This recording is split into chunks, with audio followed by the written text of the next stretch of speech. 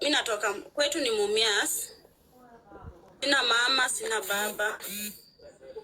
Nilitoka nyumbani mwezi wa pili kuja Nairobi kutafuta kazi. Nikapata boss kwa Kitengela, tukafanya naye, tukakaa smart. Alikuwa Dubai, sasa ikabidi niachie job kwa huko kuna vita, kuna vile ananitumia do. Sasa ikabidi mwezi wa 4 niende nitafute job nyingine. Nikaenda nikatafuta job Ruai. Job mwezi wa 4 haikukua. Nikapatana na huyu madam. Akaniomba, akaniambia Joy, roho yangu imekupenda, twende ukae na mtoto wangu. The way niliona mtoto vile alikuwa weak, nikasema niko na watoto.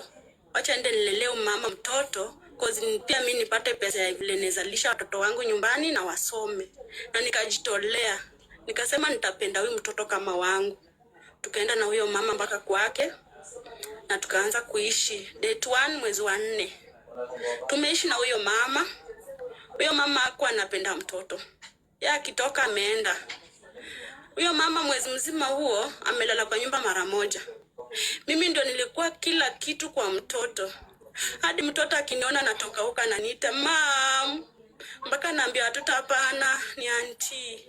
Yaani alikuwa na feel tu mimi ni mama yake kabisa. Cause mama hakuanga na time ya mtoto. Nikaishi na mtoto from date 1. Nilifika date 25. Nikamwambia watu wangu anataka kufungua shule na sina anything. Cause hata boss mwenye alikuwa Dubai hakunilipa. Alikuwa amenipromise atanipea do, lakini pesa bado hakuna vile atatuma Kenya. Nikamuelewa, nikamwambia sasa hakuna vile nitakaa mama na watoto wananihitaji home. Tukaachana roho safi. Hata mama alikuwa anataka nende niishi na watoto ushago kwao, nikasema siwezi. Hiyo ni ngumu. Acha tuende nitafute kazi nyingine. Sasa hivyo tumeishi na huyu mama, huyu Warwai tumeishi na yeye. Vile nimuelezea nataka date 1 at least anipe do kidogo niende kusort watoto home vile wanaenda shule, cause watoto karibu walikuwa nafungua shule. Huyo mama aliagree, akasema nitakupea do Joyce. Tulikuwa tumeishi vizuri na huyo mama kabisa, nimempea heshima zake. Vile ilifika date 1 morning, nikamwanza kumcall. Kamwambia please mama, cause alikuwa hajarudi hata kwa nyumba. Alikuwa hata arudi kwa nyumba, chakula kwa nyumba ilikuwa shida. Mama duka ndiye alikuwa ananikopesha chakula ndio nakula na mtoto. Naenda kwa mama duka namwambia please nisaidie na food, hata kama uandike deni lakini mtoto akula asilale njaa. Sababu mama tu kimpigia simu anakuambia hana do na ameenda job. Niliishi na huyo mtoto hadi majirani wakawa wanasema Joy uko na roho. Hivyo hiyo tarehe 1 nikampigia simu morning. Akasema ni sawa Joy na kutumia do. Nilitafuta huyo mama sana. Karibu 3 hours mama respond. Nikashindwa nifanye aje, na nyumbani wananipigia simu watoto wanataka kwenda shule. Hata niko na mtoto wa junior secondary hajaingia shule. Nikamwambia mama nipe hata kama ni ngiri moja nimtupie at least hata tu ajaribu tu kuingia shule. Mama aliniambia natumia pesa after 30 minutes. Nilingoja sana. Ilifika saa 4 baba mama mtoto bado atumi pesa. 4 mama bado respond. Nikamwa kusema sasa mali imefikia imekuwa ngumu. Nikaanza kujitayarisha. Mtoto alikuwa tumekunywa chai ameenda kucheza. Hivyo mtoto akacheza tu uko nje. Nikajitayarisha kila kitu. Kwa nilikuwa nimeogopa mtoto atakaponiona nikijitayarisha ataanza kuwa na wasiwasi bila alikuwa lonely. Nikaona nijitayarisha at least akikuja apate nimedanganya naenda tao. Sikutaka ajue kuna mahali naenda. Sasa akakuja mtoto akakuja akapata nimepack. Na nikaambia mama yake please mom, mimi ni mama tu kuenda cause naona tu umenikataza unilipe mshahara, hauna mshahara saa hii. Na ulikuwa umenipromise utanipea mshahara niingize watoto shule. Sasa hakuna haja nikae na watoto wangu wako desperate nyumbani, chakula hakuna vile naenda shule. Nikasema hii ni ngumu. Sasa mimi naomba tafadhali ukuje ukae na mtoto, mimi nifanye nini? Niende nyumbani. Sikutaka kumwambia nenda job nyingine, angeona ni kama nimemget.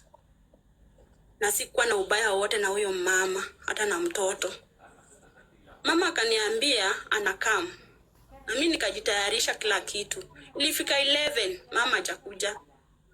Sasa ilifika 11 ni 12 hivi, nikasema hapana, acha niite mtoto. Weather ilikuwa mbaya asubuhi. Nikasema sitaki kuacha mtoto wa mwenzangu kama ni mgonjwa nyuma yangu. Acha nimvalishe sweater at least akakabaridi kasimuingie. Nikaita mtoto hapo nje, nikamvalisha sweater na nikamwambia, "Mom, naenda tao. Nikirudi nikuletee nini?" Nilikuwa namuita tu mama. Huyo mtoto aliniambia, "Auntie, niletee princess."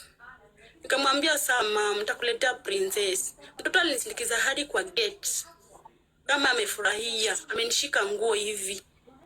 Mpaka jirani mwenye niliacha mtoto akaniuliza, "Gai, Wamba nakushika na umebeba bag. Unaacha Wamba unaenda?" Nikamwambia, "Mama, naenda tu mahali, lakini naomba tu. Bila mtoto anapenda kucheza na watu wako. Uniangalie mtoto mama yake amesema anakaa." Huyo mama hakukataa, alisema ni sawa. Cause mtoto alikuwa anapenda kucheza na watoto wake. Namuita tu kula lunch, breakfast. Tena alikuwa anakisha amekula breakfast ndio aende acheze. Lunch time ikifika namuita. Hivyo tu. Sasa ikifika hata mvua ikinyesha unaona mtoto anakimbia mbio. Nilimwambia kienda tu mvua ikananyesha hata kadogo mbio kwa nyumba. Kwambia auntie nimerudi mvua inanyesha, mbia sasa tukae hapa.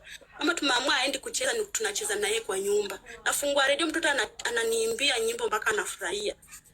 Hivyo mtoto akaniacha kwa gate, akanisalimia, akanihug. Akaniambia auntie I love you, nikampea kiss. Mtoto akaniambia I love you, nikafunga gate. Nikamwacha mtoto anacheza vizuri sana. Ule nilifika right tao, nikasema hapana, acha ni confirm kama mama mtoto amerudi nyuma yangu. Kuconfirm mama ananiambia karibu nafika nyumbani. Kasema nimeacha mtoto na jirani, please.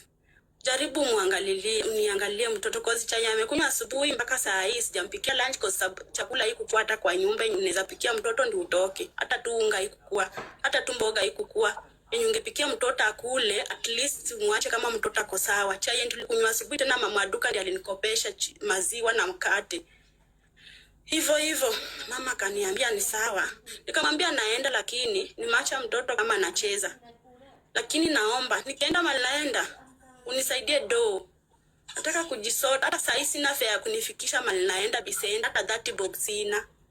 Akaniambia ni sawa, nitakutumia do. Hivyo nilienda Biseenda nikakaa na wasichana wenzangu kwa bureau.